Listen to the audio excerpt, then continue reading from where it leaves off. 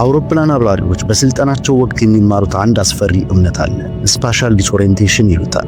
አንድ ፓይለት በከባድ አውሎ ንፋስ ወይም በድቅድቅ ደመና ውስጥ ሲገባ የሰውነቱ ህዋሳት መዋሸት ይጀምራል። አውሮፕላኑ በፍጥነት ወደ መሬት እየተምዘገዘገ ቢሆንም የፓይለቱ ውስጣዊ ስሜት ግን ወደ ላይ ወደ ሰማይ እየወጣ ነው። ምንም አትንካ ይለዋል። እውነታው ግን ተቃራኒ ነው። ይህ በህይወትና በሞት መካከል ያለ ሰከንድ ነው።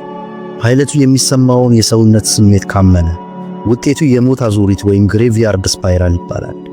መጨረሻው ውድቀት ነው። ለመትረፍ ማድረግ ያለበት አንድ ከባድ ውሳኔ ብቻ ነው። የራሱን ስሜት፣ የራሱን ፍርሃት እርግፍ አድርጎ መተውና ከፊቱ የሚታየውን የመቆጣጠሪያ መሳሪያ ወይም ኢንስትሩመንት ብቻ ማመን።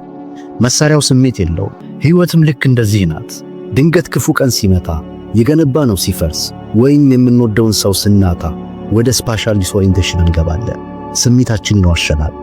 ዲስክሪፕሽን ላይ ባለው ሊንክ በመጠቀም ሙሉ ቪዲዮውን